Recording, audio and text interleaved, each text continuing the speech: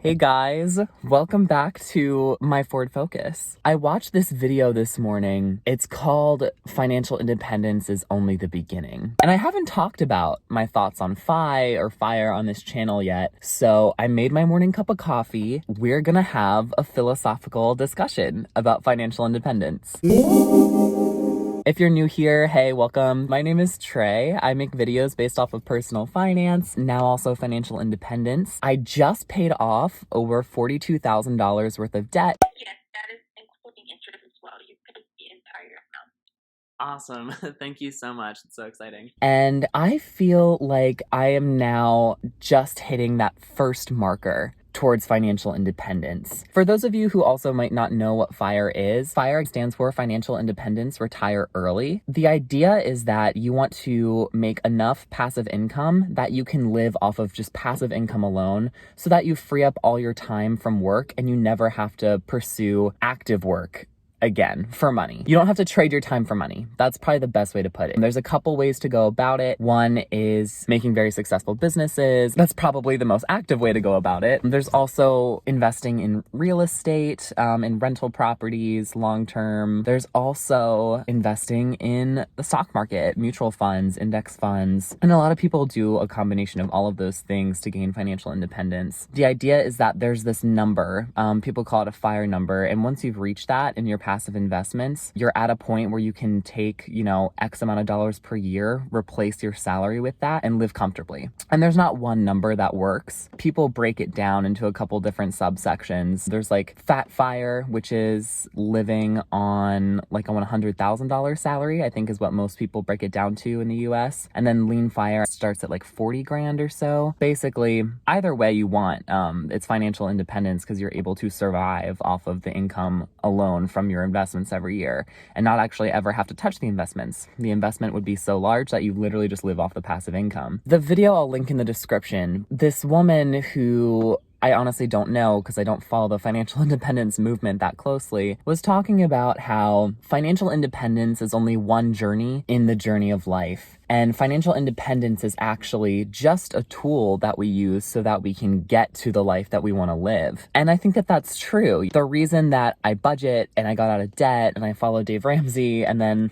I started following other content creators, that has been a whole journey in of itself. But the reason that I started on that journey was because ultimately I just want to make enough money so that I'm able to make the life choices that I want to make and that my work doesn't have to be tied to money. The work that I want to do on this planet comes from my soul. The actual work a lot of the times isn't going to be profitable, and I am not convinced that work should be profitable. The profit that you get from work should be meaning and a sense of community. That's it. I think that if work is good, you're going to feel those things, and that's going to be all the reinforcement that you need to keep doing that work. My thoughts on financial independence, I'm aligned with FI. I'm more so aligned with the FI part, the financial independence, and the retire early part for the things I just mentioned. I want to keep doing work on this planet. Work is inevitably tied to meaning for me, and I think it is actually for most people, but again, we just think of work in different ways. When we think of traditional work, we think of corporate jobs with 401ks. And of course, that's something that a lot of people don't connect with, which is why I, have this channel. I don't want to get rid of work. I don't ever want to stop working. I want to make my work meaningful. That's also why I started this YouTube channel, because I wanted to create a sense of community with people that are interested in the same life goals that I am. So I love I love FIRE, and I want to achieve it. If I were to do FIRE, I'd probably go the fat FIRE route because I do kind of want to live a more lavish life after working so hard for it. But that's just my personal preference. If I were to hit financial independence, I would probably actually not even spend that much, because throughout this journey, even just the first part of this journey, like budgeting and getting rid of my debt, I have learned that I can really enjoy my life living off less. Part that brings richness to my life is, being with my friends, being social, taking care of my body, pursuing fitness, pursuing art, making videos even. All of that doesn't require a lot of money. I think I could still live a very rich life, even on lean FIRE. So might just prefer the comfort of Fat Fire, but yeah, I don't know. Given that context, going back to this video that I watched, this woman talks about how people that are pursuing financial independence, that goal is so big that it has to be broken down into a million different, like, smaller goals oftentimes. Because of that, you know, financial independence seems like the finish mark. Once you've hit whatever number that is for you, for your investments, where you can start living off of it without working again, that seems like, you know, you've done it. You've hit the finish line. But in reality, she argues that in reality, it's just the first quadrant of a much larger life journey that you're on. Money is the tool for us to be able to pursue our own interests, right? That's really just the first step. The next quadrant, she argues, is then pursuing the things that you always wanted to. So being able to do, like, music, fitness, whatever you want to do, actually making the time and going out and pursuing those things and just living a happier life. That's kind of quadrant 2. And then she says that quadrant 3 is realizing you want to start enriching other people's lives as well and become a mentor for people to get to the spot that you're at. So leading classes on financial independence and mindset on how to get there, and helping people prioritize what's important to them in life and creating actionable goals for them, being like a coach, because I've already done whatever I can to enrich my life.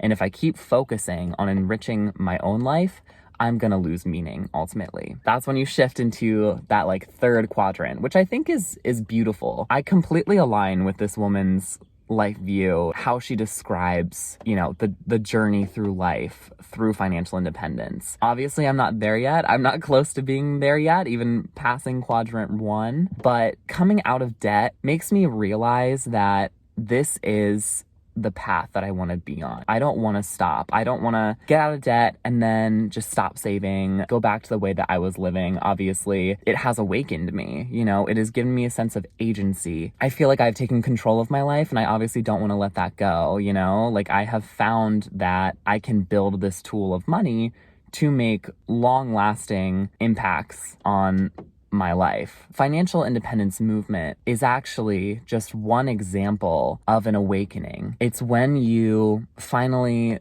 realize that you can take control of your own life. You know, one example of taking agency just on a daily basis could be pursuing fitness, like realizing that even though, like, working your job, you know, all hunched over on the laptop all day is, like, what's gonna provide the most value to you in terms of, like, money, like staying longer extra hours at the office and deciding staying longer at the office maybe to either earn additional income or just look good to your employer, realizing that that's bullshit and saying, I need to take care of my mental and physical health first, and deciding to go to the gym before or after work because you know it's going to make you feel better. That's a really good example of a small step to taking agency in your life. Financial independence is just a huge example of that, where it's probably going to take many years to achieve that. So I think just what I'm getting at is, 1, financial independence is definitely a route that I want to go down. But 2, it's really just, you know, one manifestation of a larger life journey. And I'm excited for that because at the end of the day, money is actually just supposed to be a tool. You know, you shouldn't be obsessed with money and just gaining more money for no reason. You want it because you want the freedom in your life to be able to pursue what you want to do, free up your time to help the rest of the world. There are a lot of critiques also within the financial community about FIRE. One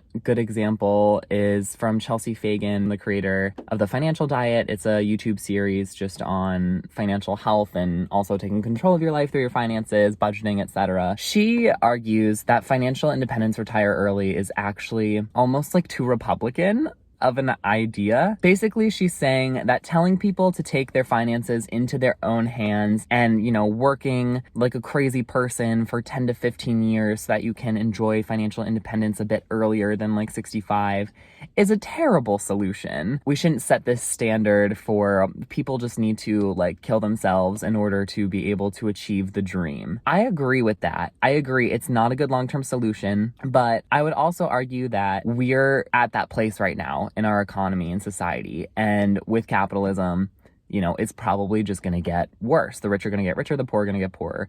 And there's probably not much more room to change your socioeconomic status unless you're in certain privileges. Like, obviously, I'm very privileged. My parents paid for half of my college. I'm a white man. In America, like, I kind of won the genetic lottery there. You know, obviously all those factors influence my agency to be able to move from, let's say, like middle class to upper class if I do pursue this financial independence thing. There are definitely outside factors that influence this a lot more than independent factors, for sure. Like, if we were to stop letting corporations get so wealthy and, you know, just have a massive redistribution of wealth, which, like, will probably never happen, but, you know, obviously that would make a faster impact on the ability for people to achieve financial independence and be able to just live a more balanced, like, healthier life. Telling everyone individually to work their fucking asses off to achieve this. But I do think that we just have to try. I think that if it's something that you're interested in, you can do it, and you should try it out. Obviously, you don't have to. If it's something that is really attractive to you, I wouldn't let the idea that it's not like a good long-term solution for the world hold you back from pursuing it for yourself. So where am I in terms of, you know, financial independence? I'm obviously very early in the journey. I've just gotten rid of all my debt, which is a huge first step, by the way. I say, like, first step, and I think I get that from Ramsey when, you know, talking about the baby steps, like, oh, step 2 is to get rid of all your debts. It makes it sound like it's just one small part of the journey, probably one of the most painstaking parts of this journey. Hey, sorry, had to move inside because it started downpouring. In terms of my fire number, I really do want to do fat fire, and I believe you need 2.5 million to be able to pull $100,000. That's a lot of money, but now that I'm debt free and I can still save like $1,500 a month, you know, eventually I'm going to invest all of that. And that's going to take, you know, probably a year to 2 years, especially if I want to get involved in real estate. I'm going to have to save up enough money just for a down payment, and obviously that's going to need to be cash. So I might actually have to not aggressively invest for like another 2 years. Still a little bit a ways before I can even really focus a majority of my time on investing. I'm still probably a few years out from being 100% like in FI. I guess the next natural question is, how long will it take me to reach a 2.5 million principal, you know, balance? If I want to make $2.5 million before I start my early retirement, then it would actually take me, assuming that I already have $10,000 in the account, which I do with my Roth 401k, it would take me 30 years at a 7% rate of return, starting at 10 grand and contributing $26,000 annually to investments. That's where I would hit over the 2.5 million mark in 30 years. Part of that is, not gonna lie, discouraging. My savings rate right now is $1,500 a month. It's kind of crazy to think like I have to save another $1,000 per month. What's not actually as crazy is, like I was talking about house hacking. If I do that, I wouldn't have a mortgage payment really, and that would actually free up, most likely, about $1,000 a month. And if I don't touch that, if I invest it along with my savings, my current savings rate, that would hit that number, and I would be able to retire in 30 years. Retire, you know, live the life I want to live in 30 years without worry. Obviously, there's an issue of timeline. I'm 25 right now, or about to be 25.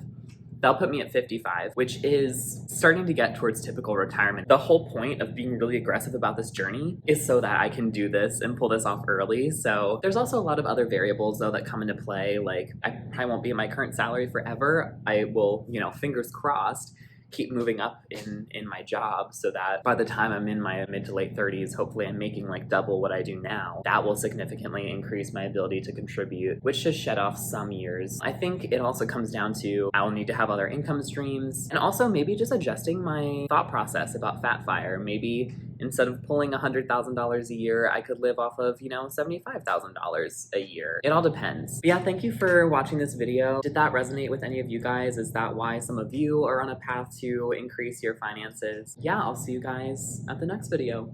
Thanks. Bye.